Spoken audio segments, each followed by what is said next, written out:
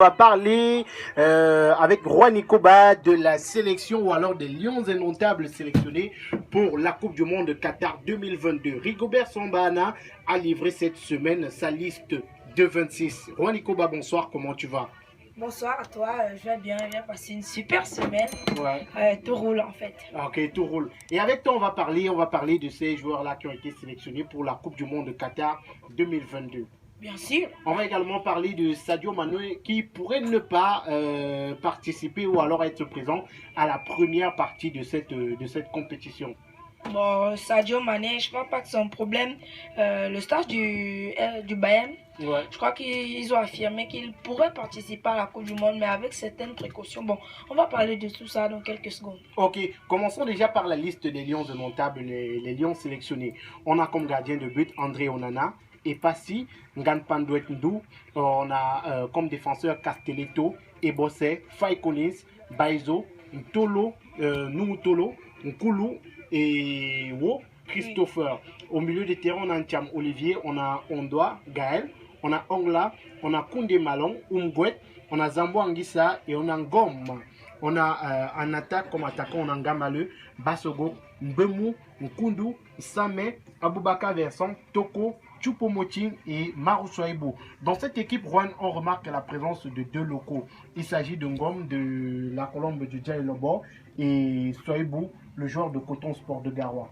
Oui, il faut rappeler que le football camerounais, ces 11 derniers mois depuis l'arrivée à la tête de l'Africa Foot du président Samuel Eto'o, a beaucoup évolué.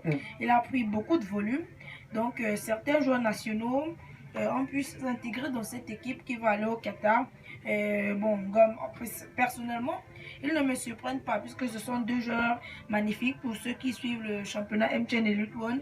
Vous l'avez sûrement vu face à la Jamaïque qui produit des merveilles. Il est dribbleur technique, ouais. Il a des astuces défensives. C'est un très bon milieu de terrain.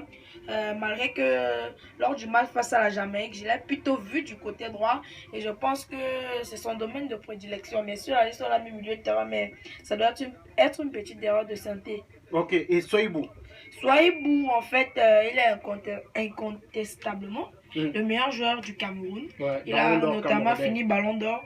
A rappelé qu'il a mis en MTN Elite One 11 buts, en Coupe du Cameroun 2 buts et en Champions League africaine 4 buts. Donc, ça montre tout simplement sa supériorité par rapport à toutes les autres joueurs du MTN Elite One. Donc, je crois qu'il va beaucoup nous servir durant cette Coupe du Monde malgré que l'attaque est amplement chargée. On va également parler de ce gardien-là qui fait sa première apparition sous le maillot des Lions indomptables. Il s'agit de Ngampan-Douenbou, qui est gardien de l'Olympique de Marseille. Oui, ben, c'est vrai que personnellement, j'aurais préféré Fabrice Ondoa, même s'il est en tant que numéro 3, parce que ce gardien, il joue à Olympique de Lyonnais, mais il n'est pas Olympique de Marseille. Olympique de Marseille, désolé. C'est vrai qu'il n'est pas du tout titulaire depuis le début de la saison. Il n'a quasiment joué aucun match. En vue des performances, quand on voit que Fabrice Ondoa a quand même remporté la Coupe de Lettonie, pardon. Donc, je crois que même si Fabrice Ondoa n'aurait pas été titulaire, en numéro 3 à la place du gardien de l'Olympique de Marseille, j'aurais préféré Fabrice Ondoa quand même. Un grand retour dans cette sélection, il s'agit de Nicolas Nkolo. Est-ce qu'on peut expliquer le retour de ce défenseur-là? Oui, Nicolas Nkolo, en fait, il est revenu en fait pour apporter son expérience, puisque la Coupe du Monde, c'est pas le MTN Elite One, c'est pas la Coupe d'Afrique africaine, c'est pas la Coupe d'Afrique des Nations.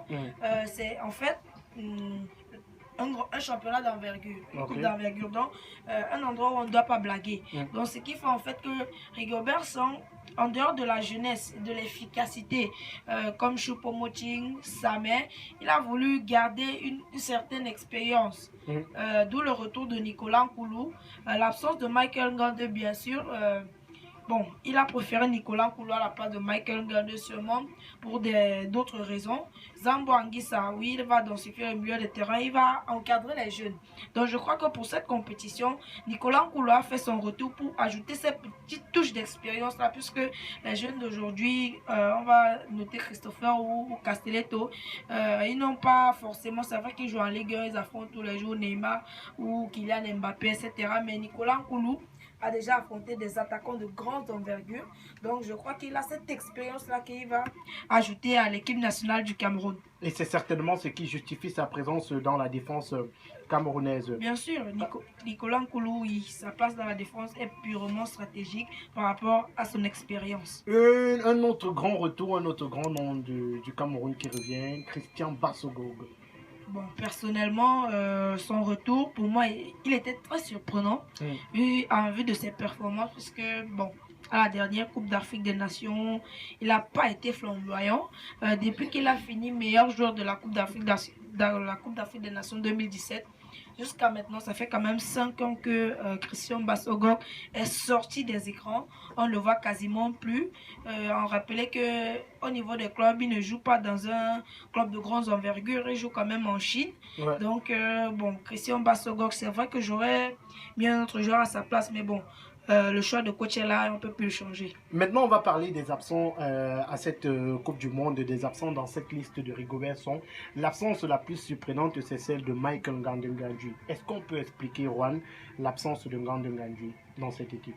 Michael Ngandou-Ngandji, son absence, en fait, je crois que Rigobert Song, il a eu une très grande embarras du choix entre Michael Ngandou-Ngandji et Nicolas Nkoulou. Pour maintenir cet équilibre en défense avec la jeunesse, Christopher Wu, Castelletto et un petit peu d'expérience. Donc, Michael Ngandou-Ngandji, je crois qu'il s'est fait doubler, si je peux dire comme ça, par Nicolas Nkoulou. Je crois que c'est ça qui explique son absence, la présence de Nicolas Nkoulou qui a fêté son grand retour. Mais quand même, moi personnellement, j'aurais préféré Michael Ngandou-Ngandji pour plusieurs raisons. Il y a une raison personnelle que tous les Camerounais revendiquent, notamment c'est la passe décisive à Bida. Mais hors de ça, Nicolas Nkoulou en club, c'est pas trop ça. Alors que Ngandou-Ngandji, il est titulaire, il est défenseur central, titulaire dans son club en Belgique. Il a joué pas mal de matchs. Donc je crois que personnellement, Michael Ngandou-Ngandji est une absence capitale. Tawamba, il ne fera pas partie de l'expédition du Qatar. Léandre Tawamba, c'est pas une absence surprenante pour moi, puisque ces derniers temps, les attaquants camerounais sont en feu. On parle notamment de Eric Maxime Choupo-Moting, qui passe plus un match sans qu'il ne mette un doublé, sans qu'il ne marque un but, sans qu'il ne mette une passe décisive. Je crois que sur les 10 derniers matchs, c'est l'attaquant le plus efficace du Bayern de Munich. Bon, il y a aussi Jean-Pierre Stamé qui est en feu avec le Young Boy de Ben. Il y a aussi plusieurs attaquants, Brian Bemo notamment, qui joue en première ligue. Donc je crois que Léandre Tawamba, étant dans un championnat en bas de tableau, si je peux dire comme ça, il joue quand même en Arabie Saoudite et il n'est pas aussi flamboyant que ça ces derniers temps. On a préféré Vincent Aboubakar à lui.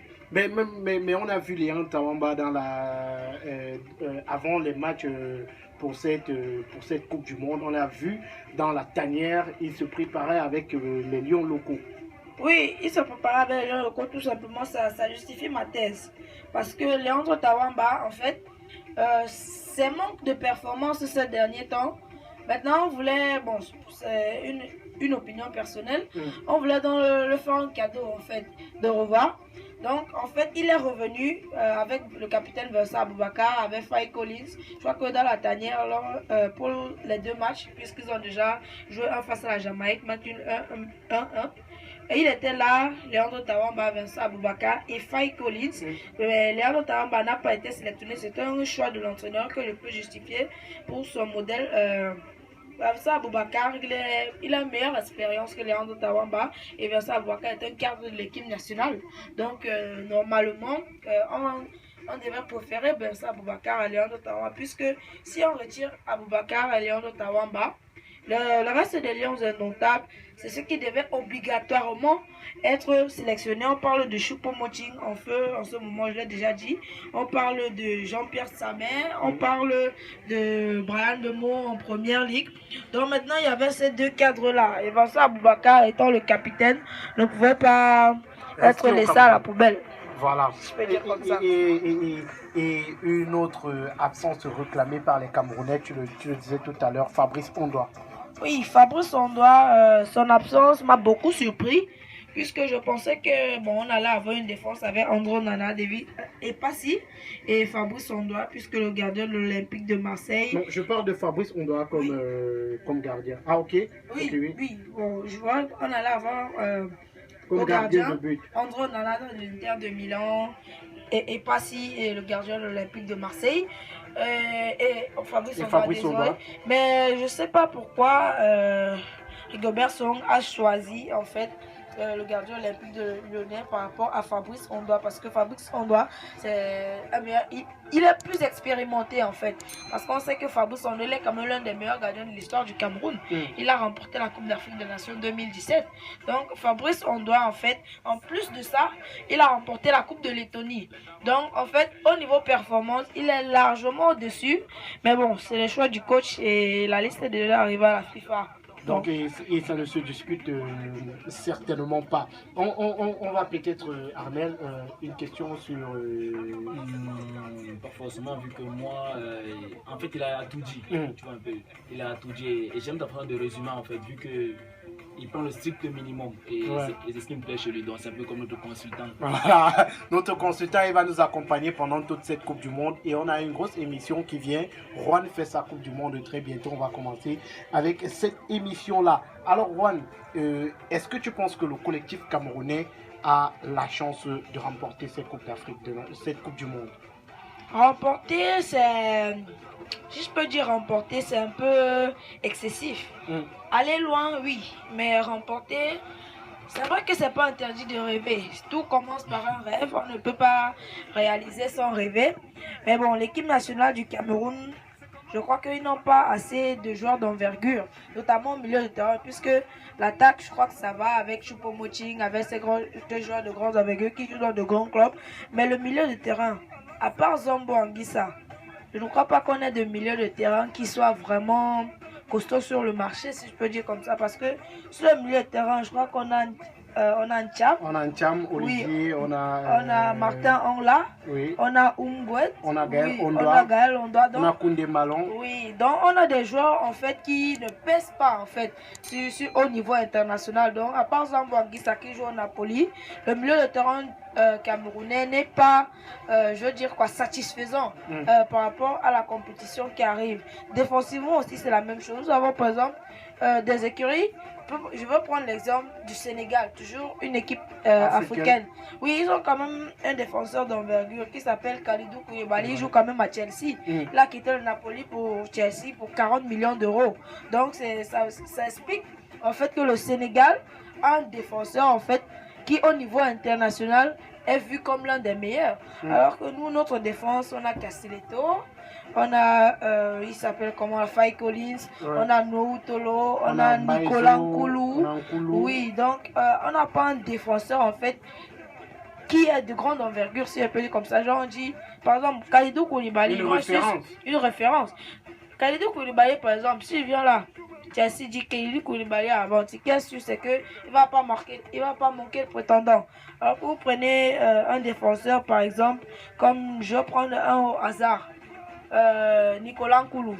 Si on dit là Nicolas Nkoulou avant, je suis pas sûr que une grosse sécurité serait prêt à mettre la main à la poche pour lui. Donc ce qui me dérange un peu, c'est la défense. Ok, et tu as bien fait de parler du Sénégal. Le Sénégal qui a une grosse inquiétude pour cette Coupe du Monde. Sadio Mané qui pourrait ne pas participer à la première partie de la compétition. Sadio Mané, oui, ne pourrait pas participer à la première partie de cette Coupe du Monde, mais la deuxième partie, bien sûr, si son équipe se qualifie, il pourra le faire. Même la première partie, il le pourra, puisque bon, sa blessure au genou n'est pas si grave que ça. Il pourrait jouer si on respecte certaines précautions, notamment s'il ne produit pas trop d'efforts physiques, s'il reste en fait dans une position d'attaquant où il attend le ballon. Donc, il ne devrait pas trop bouger, il ne devrait pas en fait trop manipuler son genou, donc ce qui pourrait aggraver la blessure. Donc mais selon la Fédération sénégalaise de football, Sadio Mané pourrait bien sûr, il sera sur la liste des joueurs qui iront au Qatar. Même si il ne va peut-être pas figurer sur les listes de matchs. Donc on attend encore les premiers matchs pour voir. On a une grosse surprise du côté Brésil. Le Brésil qui sera l'un des adversaires dans ces matchs de poule du Cameroun, Daniel Alves, lui qui est dans cette liste-là. avec l'âge qui pèse sur lui. Oui, Dani Alves, bon oui, notamment c'est un choix impressionnant de la part de l'entraîneur puisque c'est vrai qu'il a joué dans de très grands clubs, FC Barcelone, Paris Saint-Germain, mais en vue de ses baisses de performance ces dernières années, il est dans un club pas très connu du grand public, c'est les Pumas, où ils ont notamment joué face à son ancien club, le FC Barcelone, ils se sont fait prendre 7 buts, donc je crois que Dani Alves, il est venu dans cette équipe du Brésil pour encadrer les jeunes en fait. Un peu comme Nicolas Nkulu avec le Cameroun. Parce qu'en fait quand on voit l'équipe du Brésil, on voit qu'il n'y a pas assez de joueurs d'expérience. L'équipe du Brésil est constituée que de jeunes. Il y a Vinicius Junior, il n'a pas 25 ans, Bruno Guimaraes, il n'a pas 25 ans, Rodrigo, il n'a pas 20 ans, il y a Neymar qui est un 4. Dani Alves est venu pour, je vais dire quoi, pour équilibrer, puisque Dani Alves, on a vu son importance dans la remontée du FC Barcelone, puisque FC Barcelone était en catastrophe. Mais l'arrivée de Xavi, il est venu là juger que Dani Alves était très important pour cadrer les jeunes du FC Barcelone. Donc vous voyez que depuis l'arrivée quand Dani Alves est arrivé au FC Barcelone, la situation a réellement changé. Ils sont quittés d'une position de quasiment, ils étaient hors de la 10e place, mais à la fin de la saison, il était 2e et Dani Alves a joué un très grand rôle dans cette évolution-là. Donc, c'est ce qui justifie sa présence dans l'équipe du Brésil. Oui. S'il te plaît, monsieur le consultant, j'ai une question. Oui. J'aimerais avoir ton avis sur le fait sur la titularisation de Daniel Alves. Ça peut être un avantage pour nous ou bien un inconvénient, vu que tu as parlé de son âge et tout ça. Je ne sais pas si ça peut être un avantage pour nous, vu qu'il y a un match, la Cameroun-Brésil. J'aimerais savoir si ça peut être un avantage pour nous ou bien un inconvénient. Un avantage en même temps un inconvénient. Quand j'ai avantage, c'est par rapport à l'âge. Parce que Dani Alves, il n'a plus ses jambes de 20 ans. Et il sera certainement, puisqu'il est piston, il n'est pas défenseur central. Donc ça dépend de quel côté le coach va le mettre. Il sera du côté gauche, face à Karl Toko Ekambi, qui est pour moi l'un des meilleurs latérales gauche du monde.